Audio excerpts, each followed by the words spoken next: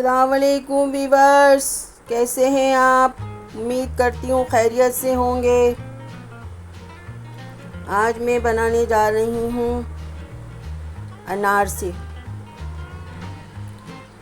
कुछ लोग इसको अनारसे बोलते हैं और कुछ लोग अनरसे बोलते हैं, लेकिन मैंने मिठाई वाले से मालूम किया था तो मिठाई वाले ने कहा कि हम इसको अनरसा बोलते हैं। तो आज मैं अनरसा की रेसिपी आपके साथ लाई हूँ और आपके साथ शेयर करने जा रही हूँ। और इसके लिए ज़्यादा चीज़ों की भी ज़रूरत नहीं होती, सिर्फ 4 चीज़ें इसके लिए चाहिए मुझे। ये मैंने 1 कप दूध ले लिया है और 1 कप मैंने चीनी ले ली है और 1 कप मैंने ये चावल का आटा लिया है। ये देखें, इस तरह से ये चावल का आटा इस तरह करना है। ये मैंने घर में चावल पीस के और ये मैंने आटा खुद बनाया है। चावल का आटा लेना है और मैंने इसके लिए तिल लिए हैं। चलिए हम रेसिपी की तरफ चलते हैं। दूध को हम सबसे पहले बॉईल कर लेते हैं। साथ रहिए हमारे। दूध हमारा अच्छे से बॉईल हो चुका है। अब इसके अंदर हम 1 कप चीनी डालेंगे और इसको अच्छी तरह से दूध में पका लेंगे। चीनी को अच्छी तरह से हमें दूध में पकाना है।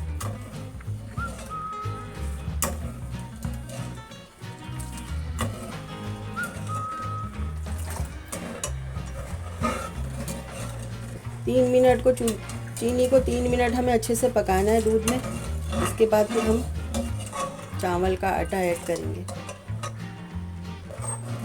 चीनी हमारी अच्छे से पक चुकी है। अब इसके अंदर हम चावल का आटा ऐड करेंगे। अब इसको हम अच्छे से पकाएंगे। चावल के आटे को खूब अच्छे से इसके अंदर पकाएंगे जब तक गाढ़ा ना हो जाए। खूब इसको अच्छा सा गाढ़ा करेंगे। खूब मैं गाढ़ा करके आपको दिखाती हूँ कि किस तरह। बस चमचा चलाते रहना, इसके अंदर गुठलियाँ ना पड़े। बस गुठलियाँ नहीं पड़नी चाहिए इसके अंदर। और खूब गाढ़ा सा होने पे मैं आपको दिखाती हूँ कि कितना गाढ़ा रखना है मुझे। 4-5 मिनट इसको हम पकाएंगे।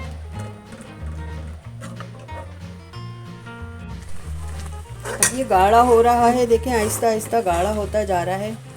अब इसके अंदर मैं 1/2 टीस्पून इलायची पाउडर इस्तेमाल करूँगी। इसको भी हम चलाएंगे, इसको अच्छे से कर लेंगे मिक्स करने के बाद इसको हम गाढ़ा करेंगे बिल्कुल।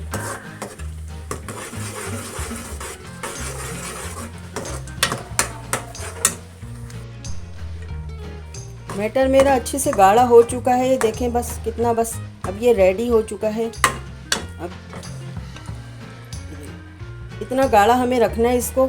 और अब हमें इसको चूल्हा बंद कर देना है और इसको हमें थोड़ा सा ठंडा करना है। फिर हमें इसको प्लेट में निकाल लेंगे।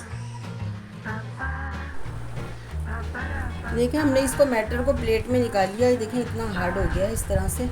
और अब मैं इसके अंदर इतना बड़ा सा, इसके अंदर एक बड़ा सा लूँगी, इस तरह से उठाऊँगी, हल्का सा अपना ऑयल हथेली पे लगा लूँगी।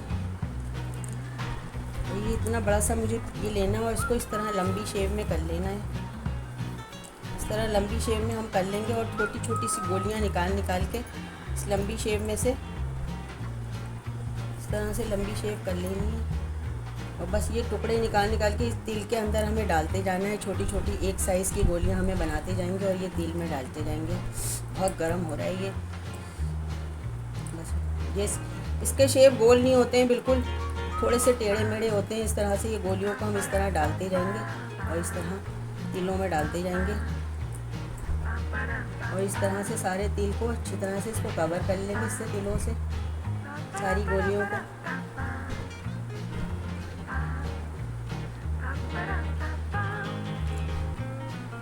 वो भी इस तरह डालेंगे।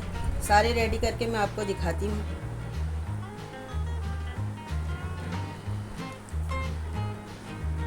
मैंने सारी गोलियां बना ली हैं इसकी। देखें सारे तिल से सारी गोलियां, कितनी सारी मेरी 1 कप चावल से मेरी कितनी सारी गोलियां अनार से तैयार हो गए हैं। अब मैंने चूल्हे पे मैंने घी रख दिया है कढ़ाई के अंदर। हम इसको घी में फ्राई करेंगे। घी में बड़े मज़ेदार खस्ता बनते हैं, ये क्रिस्पी बनते हैं। घी मैंने चूल्हे पर रख दिया है, वो गर्म हो रहा है। अब हम इसको फ्राई करने के लिए चलते हैं, आप हमारे साथ रहिए। घी हमारा गर्म हो चुका है अच्छे से, खूब दरमियानी आंच पर मैंने इसको रखा हुआ है। अब मैं इसके अंदर अनारसे डाल रही हूँ, फासले फासले से हम डाल देंगे।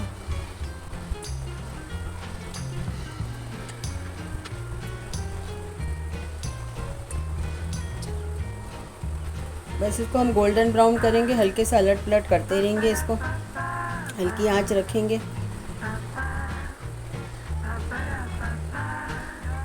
सारे डाल के मैं आपको अलट पलट के गोल्डन ब्राउन करके दिखाती हूँ।